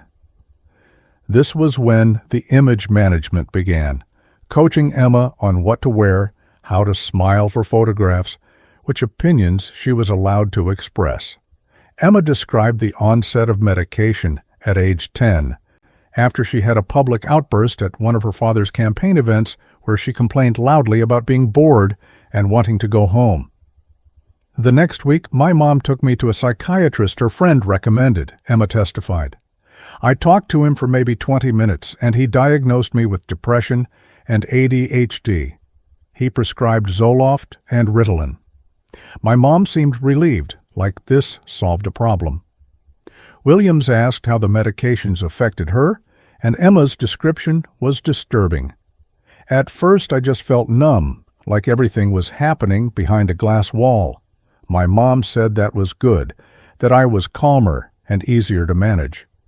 When I told the psychiatrist the medications made me feel like a zombie, he increased the dose and added Ativan for anxiety." The testimony turned darker as Emma described the escalating control over every aspect of her life. Her clothes were selected by her mother, her social media accounts were monitored and eventually deleted. Her friendships were managed based on whether the parents were politically useful to her father. "I wasn't allowed to do drama club anymore because my mom said acting would make me too comfortable with lying," Emma stated. The irony apparently lost on her, given her later practice of her 911 performance. "I couldn't play soccer because the weekend games interfered with campaign events. I couldn't take art classes because my dad said they attracted the wrong kind of creative types. Everything I wanted to do was something they wouldn't allow." Williams then addressed the discovery of the behavioral modification camp plan, asking Emma to describe how she learned about it. Emma's testimony became more animated here, her voice rising slightly above its usual monotone. "I heard my mom on the phone in March, maybe a week before it happened. She was talking to someone at a place called New Horizons, giving them my medical history and school records. I looked it up online after she hung up, and I found all these testimonials from kids who had been there talking about isolation cells and forced exercise until they vomited, and staff members who would scream in their faces for hours. I confronted my parents that night, and my dad told me it was already decided that I was becoming too difficult to manage and they needed professionals to fix me." "How did that make you feel?" Williams asked, the standard question designed to elicit empathy from the jury. Emma's answer was characteristically clinical. "I felt like I didn't have a choice. I couldn't go to that place, but I also couldn't stay living like I was living. I started thinking about different options, running away, telling a teacher, calling Child Protective Services, but I knew none of those would actually work. My dad was a senator. People believed him, not me. The medications made it hard to think clearly, but one thought kept coming back. If they were gone, the problem would be solved. This statement, reducing her family's existence to a problem requiring a solution, perfectly encapsulated the moral void the prosecution had been arguing existed in Emma's psychology. Williams walked Emma through the planning process, and Emma's testimony here corroborated what the jury had already seen in the locked journal entries. She described researching her father's gun, learning how to operate it by watching YouTube videos, planning the sequence of the killings to minimize suffering, a claim that rang hollow given she had shot her mother in the back while fleeing. I practiced the 911 call because I knew I had to sound believable, Emma admitted under Williams' questioning. I watched real emergency calls online to see how people sound when they're scared. I practiced in my bathroom where no one could hear me. I knew I needed to get the performance right or the police would suspect me immediately. Then came the testimony about the night of March 19th, 2021, and Emma's clinical step-by-step description of executing her family shocked even those who had read the locked journal entries. I waited until everyone was asleep, Emma stated in that same flat voice. I got the gun from my dad's safe using the backup key I'd found weeks earlier. I loaded it with the spare magazine I'd taken and hidden in my closet. I went to my parents' bedroom first. My dad was snoring. I stood at the foot of the bed and aimed at his chest like I'd seen in the videos about firearm training. I pulled the trigger, and he woke up for a second and looked at me. But then he fell back and didn't move anymore. The courtroom had fallen into absolute silence as Emma continued her narration of the murders. The shot woke my mom up, and she screamed and ran for the hallway. I followed her and shot her in the back near the stairs. She fell forward and didn't get up. Then I went to Ethan's room. He was still asleep with his dinosaur. I didn't want him to be scared, so I shot him while he was sleeping so he wouldn't know what was happening. Emma paused here, and for the first time, something that might have been emotion flickered across her face, but it was gone so quickly that observers couldn't be certain it had been real. After that, I went back to my dad's room and put the gun on the floor near his body. I touched his chest where the blood was and flicked it onto my pajamas to make it look like I'd been nearby. Then I went to my room and waited 18 minutes before calling 911. Williams asked the critical question, "Why did you wait 18 minutes?"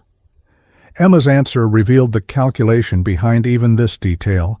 I researched how long it takes for bodies to cool and blood to coagulate. I knew if I called immediately, the medical examiner might be able to tell exactly when they died, and that might not match my story about just finding them. I needed enough time to have hidden in my closet during an intruder attack, so I waited. I timed it on my phone.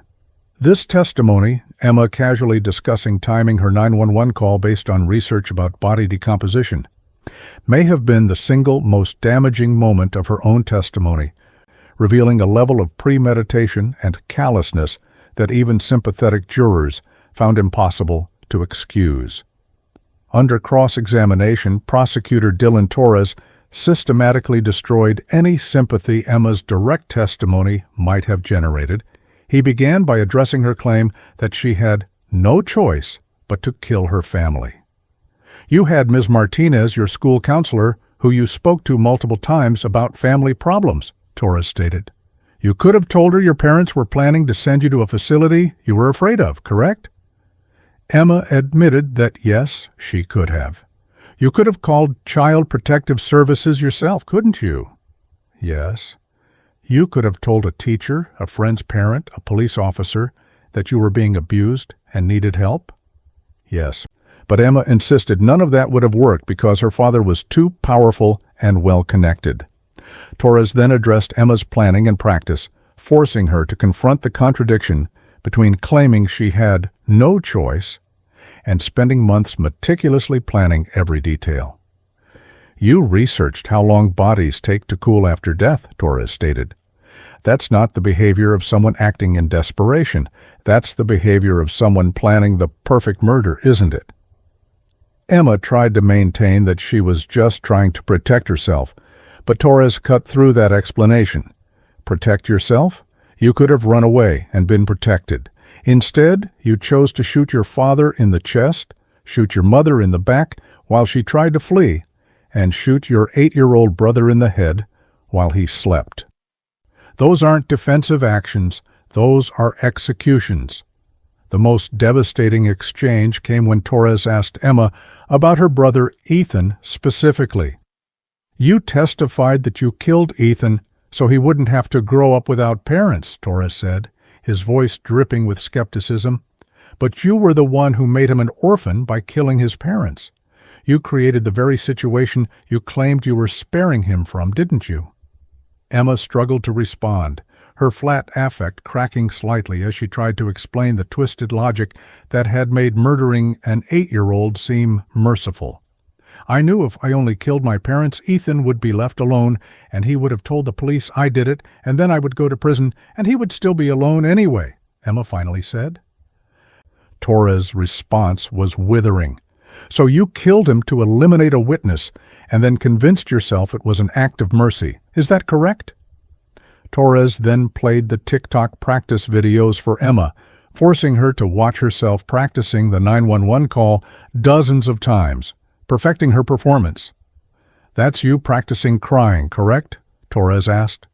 Emma admitted it was. That's you deciding how much panic to put in your voice? Yes. That's you experimenting with different versions of your story to see which sounded most believable? Yes. Does that sound like someone who had no choice and was acting in desperation? Or does that sound like someone who planned, practiced, and executed a triple homicide? Emma had no answer that could reconcile her claim of desperately seeing no alternative with the evidence of meticulous, calculated planning. The final and most damning moment of Emma's cross-examination came when Torres asked her directly about remorse and empathy. Do you understand that your father, mother, and brother are dead and will never come back? Torres asked. Emma said yes. Do you understand that Ethan will never grow up, never graduate from elementary school, never have a first date or learn to drive or have children of his own? Yes. And do you feel remorse for taking those possibilities away from him? Emma's answer, after a long pause, was, I feel bad that it had to happen that way, but I don't regret doing what I did because the alternative was worse for me. Torres let that answer hang in the air for a long moment before saying quietly, the alternative was worse for you, not worse for the 3 people you killed. Worse for you. Emma had no response.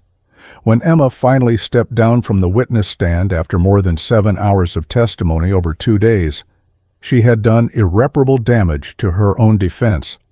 Her flat affect, her clinical descriptions of the murders, her inability to express genuine remorse, and her continued prioritization of her own comfort over 3 lives had convinced even those inclined toward sympathy that something fundamental was missing in her moral architecture.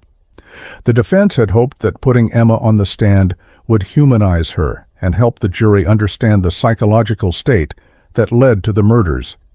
But instead it had revealed a person so disconnected from normal human empathy that the prosecution's characterization of her as a calculating killer seemed entirely accurate, regardless of her age. Phase 9. Deliberation and Verdict. The jury in the trial of Emma Grace Giertz received their instructions from Judge Patricia Morrison on October 8, 2021. After 5 weeks of testimony, evidence presentation, and legal argument that had left the courtroom emotionally exhausted and the jurors visibly strained. Morrison's instructions were lengthy and complex, covering the specific requirements for conviction under New Franklin's Adult Accountability Act. The difference between capital murder and lesser included offenses, and the critical question of whether Emma's age should be considered a mitigating factor in determining guilt, or only in determining punishment.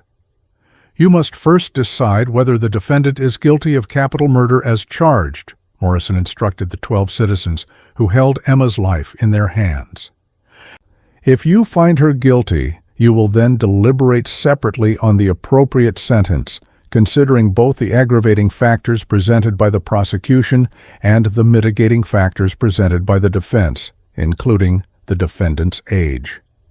The jury deliberated for 3 full days, sequestered in a hotel, and permitted no contact with the outside world, where media coverage of the trial had reached fever pitch.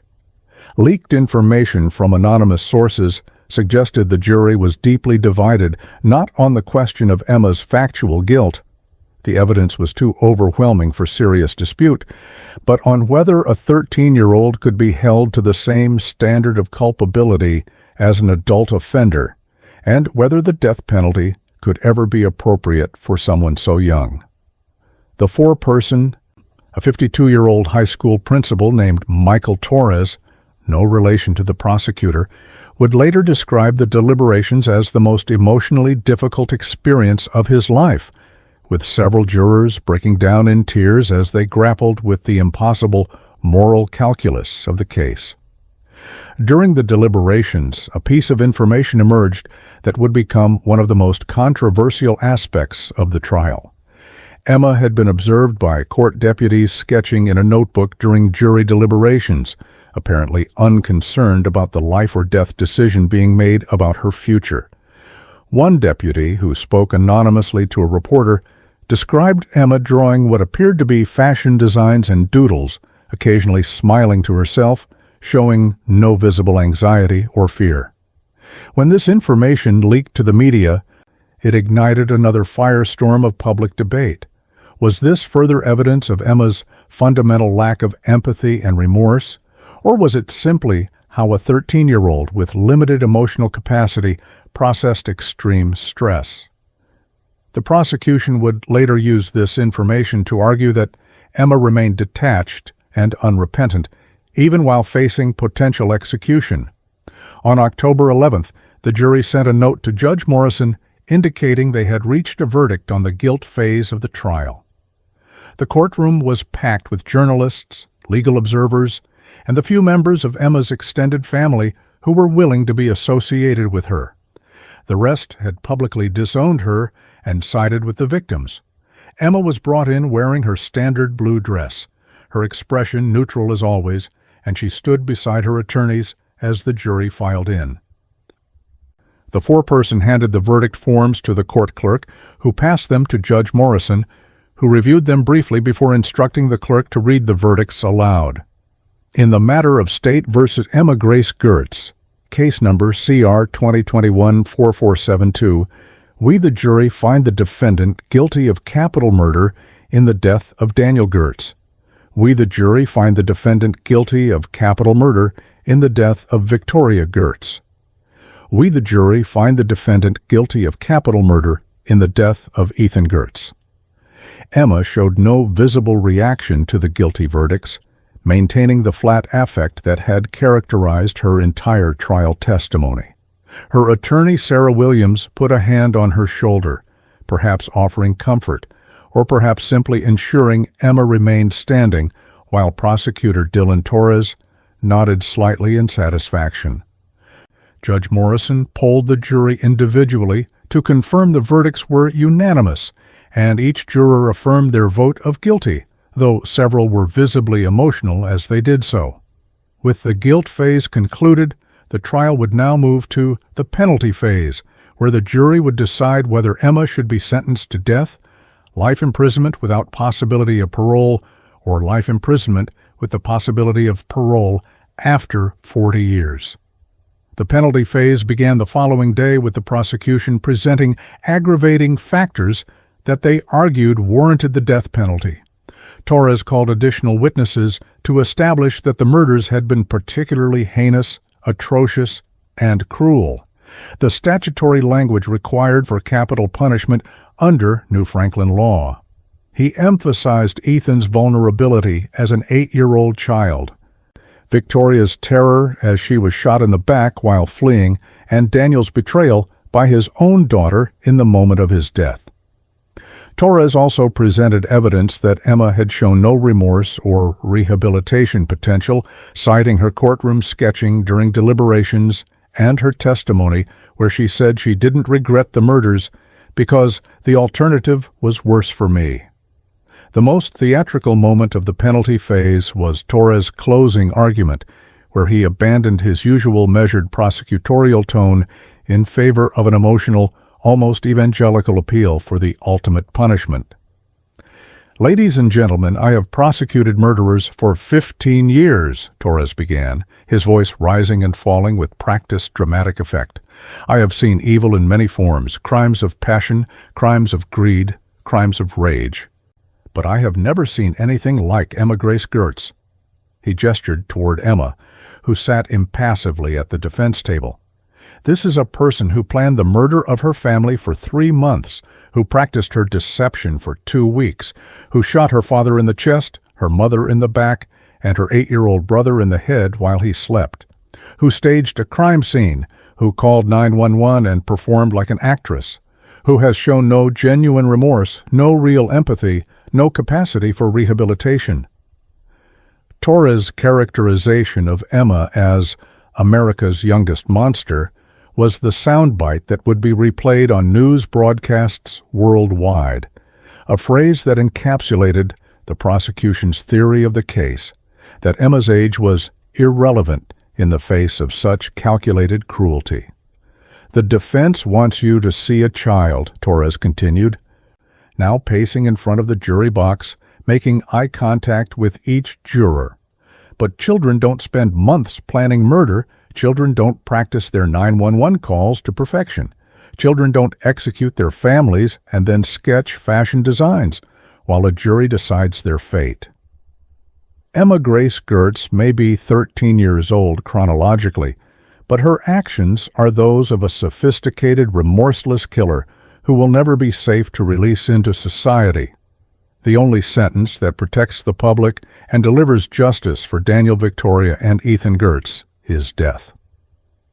The defense's penalty phase presentation focused entirely on mitigation, with Williams calling expert after expert to testify about adolescent brain development, the effects of abuse on decision-making, and Emma's potential for rehabilitation. Dr.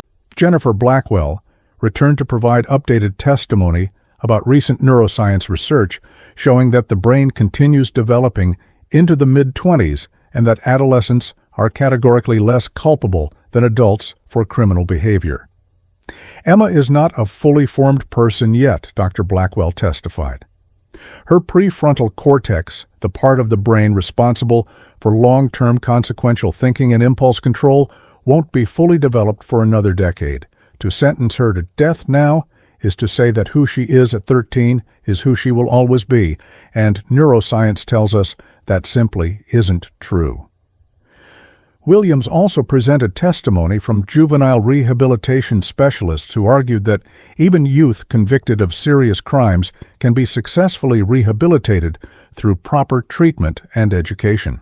Dr. Marcus Johnson, who ran a juvenile rehabilitation facility in California, testified about former residents who had committed serious violent crimes as teenagers and, after years of intensive therapy and education, had been released and become productive members of society. "I'm not saying Emma could ever be released into the community," Dr. Johnson clarified, "but I am saying that she has the capacity to change, to grow, to potentially become a different person than she is today. Executing a 13-year-old forecloses that possibility forever."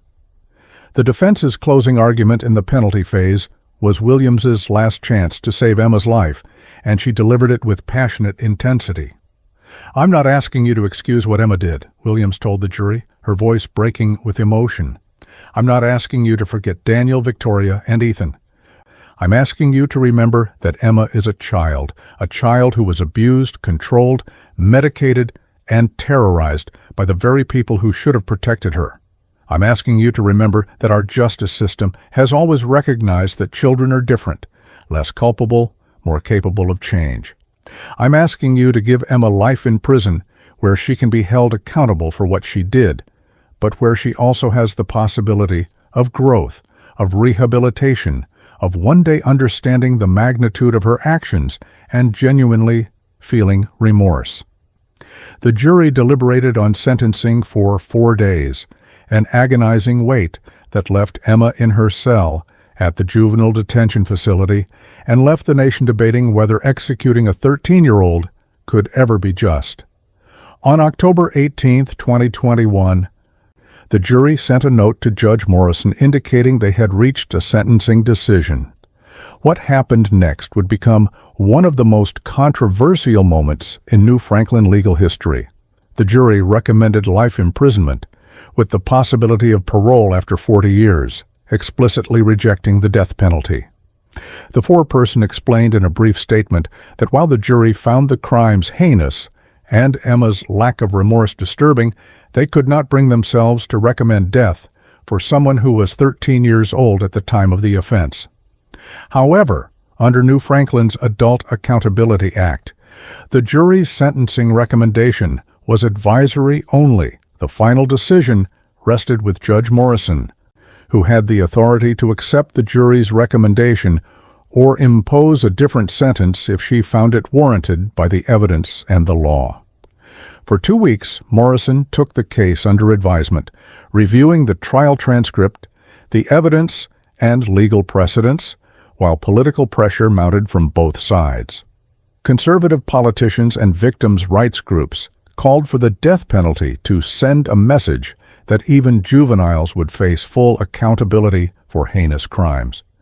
Progressive activists and international human rights organizations urged Morrison to reject capital punishment and honor the jury's recommendation, warning that executing a 13-year-old would make New Franklin a pariah in the civilized world. Phase 10, the sentence that shocked the nation. On November 3, 2021, Judge Patricia Morrison issued her ruling in a sealed courtroom that, despite all security precautions, was being clandestinely recorded by a journalist who had smuggled a hidden camera past security. The courtroom was tense with anticipation as Morrison took the bench, her face revealing nothing about the momentous decision she was about to announce. Emma Grace Gertz sat at the defense table, wearing her blue dress one final time, flanked by her attorney Sarah Williams and 2 junior defenders, her expression as blank as always. Prosecutor Dylan Torres sat at the state's table with his team, confident that regardless of the jury's recommendation, the law and facts supported the ultimate penalty. What happened in the next 45 minutes would ignite a legal and moral firestorm that continues to this day. Judge Morrison began by reading a lengthy statement explaining her legal analysis and the factors she had considered in reaching her decision. She acknowledged the jury's recommendation of life with parole eligibility, but stated that under the Adult Accountability Act, she was required to independently evaluate whether the sentence was appropriate given the specific aggravating and mitigating circumstances of the case. Morrison systematically addressed each aggravating factor, the multiple victims, the particular vulnerability of 8-year-old Ethan, the abuse of familial trust, the exceptional premeditation demonstrated through months of planning and practice, and Emma's lack of demonstrated remorse. On each point, Morrison's analysis aligned with the prosecution's arguments, characterizing the murders as among the most calculated and cold-blooded in New Franklin history. The leaked footage that would later circulate showed Emma's reaction, or lack thereof, as Morrison described the brutal facts of the crimes. While the judge recounted how Emma had shot her brother in the head while he slept, how she had practiced her 911 performance for weeks, how she had shown no genuine remorse throughout the trial, Emma sat motionless, occasionally sketching in her ever-present notebook. This image, a 13-year-old girl doodling while a judge described her crimes and deliberated her fate, became the defining visual of the case, reprinted in newspapers and broadcast on television networks around the world, proof to some of Emma's fundamental lack of humanity and to others of a child so damaged by abuse that she could no longer process normal human emotions. Morrison then addressed the mitigating factors, giving detailed consideration to Emma's age, her history of abuse and forced medication, the psychological expert testimony about adolescent brain development, and the potential for rehabilitation. She acknowledged that the defendant's youth is a significant mitigating factor that must be given substantial weight, and that the neuroscience evidence regarding adolescent brain development is compelling and well supported by research. For a moment, observers believed Morrison was building toward accepting the jury's recommendation of life with parole eligibility. Then came the pivot that would shock legal experts and human rights advocates. However, the court must also consider the nature and circumstances of these particular crimes, which demonstrate a level of premeditation, calculation, and moral depravity that transcends typical juvenile impulsivity. Morrison explained that while age was indeed a significant factor, it was not necessarily dispositive in cases involving exceptional premeditation under the Adult Accountability Act. She noted that the statute specifically contemplated that some juvenile offenders, those who demonstrated adult-level planning and moral reasoning capabilities, could be held to adult standards of accountability. The evidence in Emma's case, Morrison found, demonstrated exactly the kind of sophisticated criminal planning the statute was designed to address: months of journaling about murder, weeks of practicing deception, research into forensic investigation techniques, and methodical execution of a complex crime. The defendant's actions were not those of a child acting on impulse, Morrison stated. They were the actions of an individual who, despite her chronological age, demonstrated capacity for planning, deception, and violence that must be punished according to the severity of the crimes committed. Then came the most controversial part of Morrison's ruling, her explicit acknowledgement of political pressure and the perceived need to send a message through Emma's sentencing. This court is aware of the intense public interest in this case and the symbolic importance of the sentence as the first test of the Adult Accountability Act, Morrison said, her voice steady but carrying an edge of something that might have been regret. This court is aware that Senator Gertz himself was a sponsor of the act under which his daughter is being sentenced, creating a tragic irony that has not escaped public notice. This court is aware that there is pressure from various constituencies to impose either the maximum penalty to validate the statute or a lesser penalty to demonstrate judicial independence. Morrison paused, letting the weight of these admissions settle over the courtroom. However, Morrison continued, this court's duty is not to public opinion or political pressure, but to the law and to justice for the victims in this case. After careful consideration of all the evidence, the aggravating and mitigating factors, and the requirements of the Adult Accountability Act, this court finds that the jury's recommendation of life with the possibility of parole does not adequately reflect the severity of these crimes or serve the interests of justice. The courtroom erupted in gasps and murmurs, which Morrison silenced with a sharp rap of her gavel.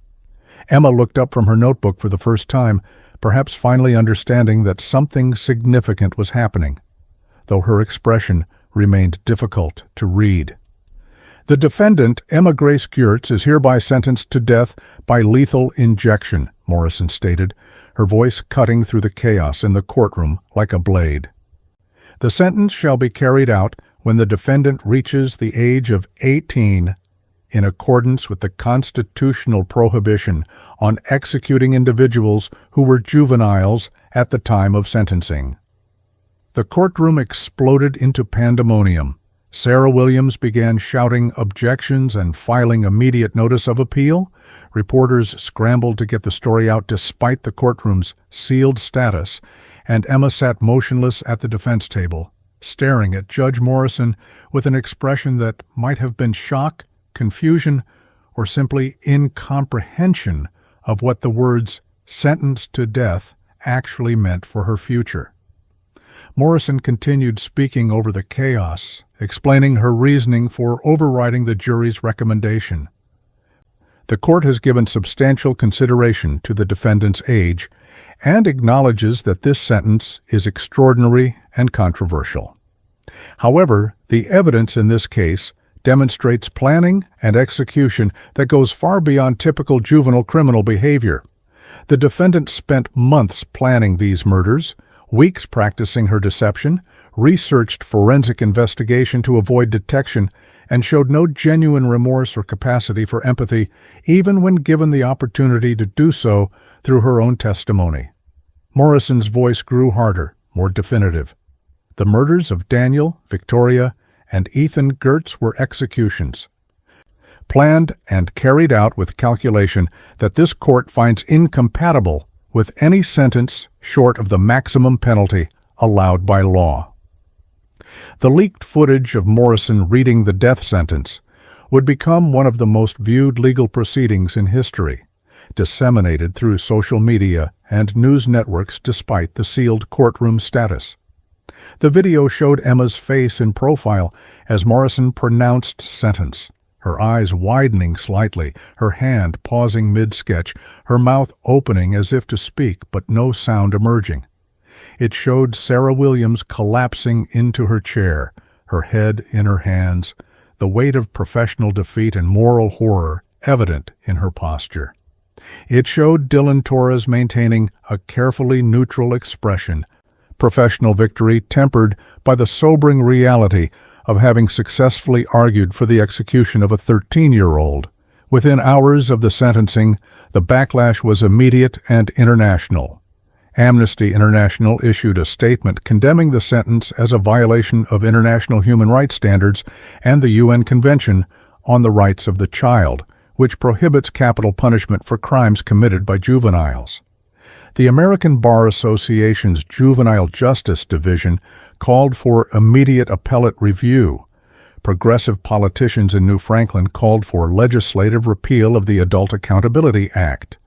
But conservative politicians and victims' rights groups praised Morrison's decision as a courageous application of the law, arguing that Emma's sophisticated planning proved she understood the consequences of her actions and should be held fully accountable. The defense team filed a notice of appeal within hours of the sentencing, arguing that Morrison had abused her discretion in overriding the jury's recommendation and that the death sentence violated the Eighth Amendment's prohibition on cruel and unusual punishment as applied to juvenile offenders. The appeal would work its way through New Franklin's court system, with automatic review by the state Supreme Court required for all death penalty cases. Legal experts predicted years of appeals that would ultimately reach the U.S. Supreme Court on the question of whether the Adult Accountability Act's allowance for juvenile capital punishment was constitutional. Emma was transferred from the juvenile detention facility to a special unit within New Franklin's maximum security prison, designed to house juvenile offenders sentenced as adults.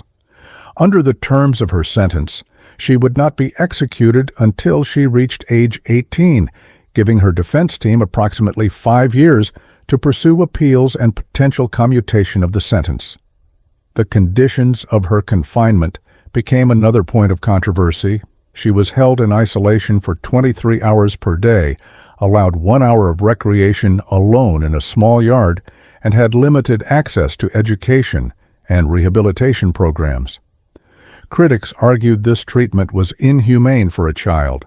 Supporters countered that Emma had forfeited her right to normal childhood experiences when she executed her family. The case of Emma Grace Gertz became a defining moment in American juvenile justice, forcing a national reckoning with questions that had no easy answers.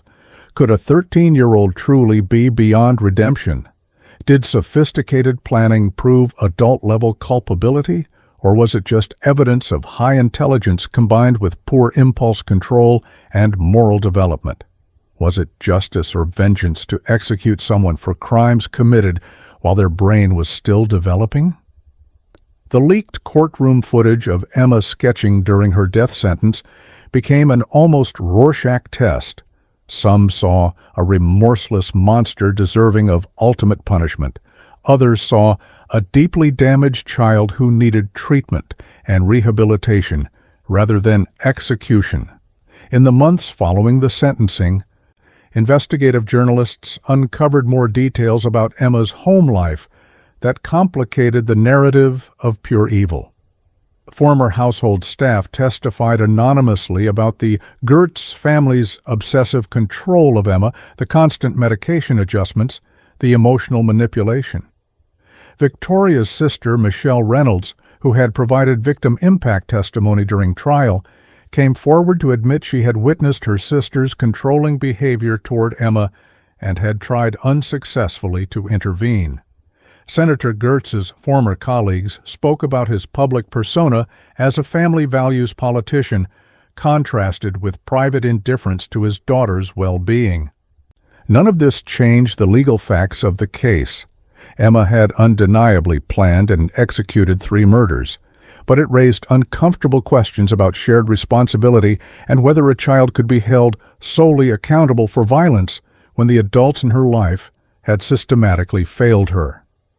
As of late 2021, Emma Grace Gertz remained on death row in New Franklin, awaiting the outcome of her appeals. Her execution stayed pending judicial review. She turned 14 in prison, a birthday marked by renewed media coverage and continued national debate about her case. Her story had become a symbol for deeper arguments about juvenile justice, capital punishment, abuse and trauma, and the limits of legal accountability. The leaked footage of her sketching during her death sentence continued to circulate online, a haunting image of a child who had killed her family and now faced the same fate she had inflicted on them, her expression revealing nothing about whether she understood the magnitude of what she had done or what awaited her when she turned 18. The final irony of Emma's case was that the law under which she was sentenced, the Adult Accountability Act, that her father had championed, might be ruled unconstitutional before she could be executed under its provisions. Legal challenges from multiple sources were working through the courts, arguing that the statute violated federal constitutional protections against cruel and unusual punishment, as well as international human rights law. If those challenges succeeded, Emma's sentence would be reduced to life imprisonment, possibly with parole eligibility. If they failed, New Franklin would be faced with the prospect of executing a teenager for crimes committed at 13, a scenario that seemed to belong to a darker historical era rather than the modern American justice system.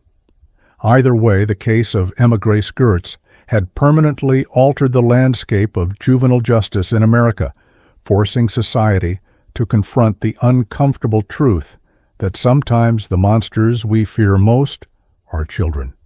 And sometimes the systems designed to protect children create the very monsters we fear.